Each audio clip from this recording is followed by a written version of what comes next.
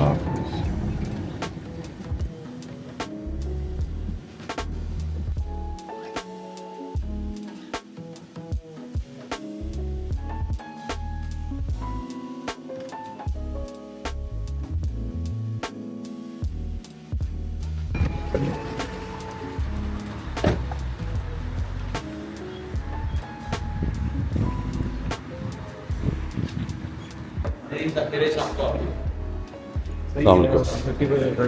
एक large American.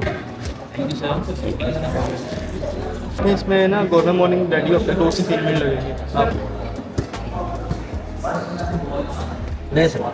Thank you ji. Thank you ji, enjoy sir.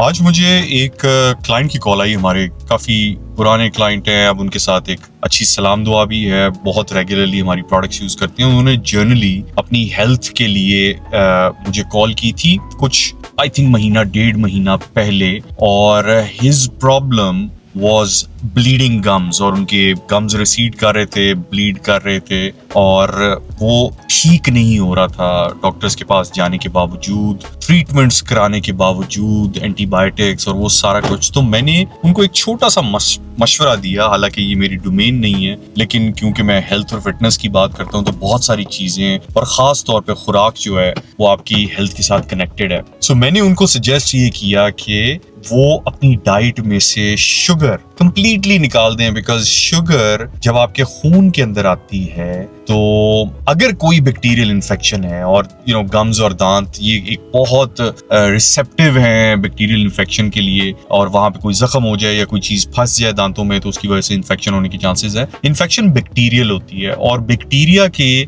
Survive और thrive करने के लिए बैक्टीरिया को उस एनवायरनमेंट के अंदर बहुत ज्यादा शुगर चाहिए होती है, because sugar is the food for bacteria. So अगर आपके बॉडी के अंदर शुगर लेवल ज्यादा है, और डायबिटिक पेशेंट्स को ये बहुत ज्यादा प्रॉब्लम होती है, लेकिन नॉर्मल लोग जिनको डायबिटीज नहीं है, अगर वो अपनी डाइट में से शुगर माइनस करते हैं या बहुत कम करते हैं, एंड कार्बोहाइड्रेट्स भी शुगर के अंदर आती है, but for the first step अगर आप सिर्फ शुगर अपनी डाइट में से निकाल दें तो कुछ अरसे के अंदर जब आपके शुगर लेवल्स नीचे आते हैं तो आहिस्ता आहिस्ता जो इन्फेक्शन है आपके जिस्म के अंदर वो दूर होना शुरू होती है। दांतों के साथ भी यही प्रॉब्लम होता है कि अगर आपको कोई इन्फेक्शन शुरू हो गई है, एंटीबायोटिक ठीक, मैं कोई बहुत ज्यादा हक में नहीं हूँ एंटीबायोटिक के, because antibiotics will kill off good bacteria as well. आपके जिस्म के अंदर बहुत सारा गुड बैक्टीरिया आपकी आंतों के अंदर, आपकी गट के अंदर मौजूद होता है, लेकिन जब आप एंटीबायोटिक्स लेते हैं तो ये बैक्टीरिया, बुरा बैक्टीरिया और अच्छा बैक्टीरिया, दोनों ही खत्म हो जाते हैं। और वो जो अच्छा बैक्टीरिया हमारी आंतों के अंदर है, that helps us digest food. So बहुत सारे लोगों का एंटीबायोटिक खाते ही मैदा इसलिए खराब हो जाता है या उनकी डाइजेशन खराब हो जाती है, बिकॉज बुरे बैक्टीरिया के साथ वो जो अच्छा बैक्टीरिया था वो भी खत्म हो जाता है, एंड देन डाइजेशन के अंदर फिर प्रॉब्लम आना शुरू होती है। So if you have any kind of infection on the body, it can be any infection, but खास तौर पे अगर आपको डेंटल इन्फेक्शन है, गम्स की इन्फेक्शन है, तो उसके लिए अपनी डाइट में से शुगर और कार्ब्स को निकालने की कोशिश करें। शुगर तो बिल्कुल निकाल दें और कार्बोहाइड्रेट्स को बहुत कम करके देखें। इससे आपकी जो इन्फेक्शन लेवल्स हैं वो आहिस्ता आहिस्ता नीचे आएंगे। आई वुड रिकमेंड कि एंटीबायोटिक्स का इस्तेमाल ना करें unless it's a matter of life and death, या अगर बहुत कोई सिवियर केस है।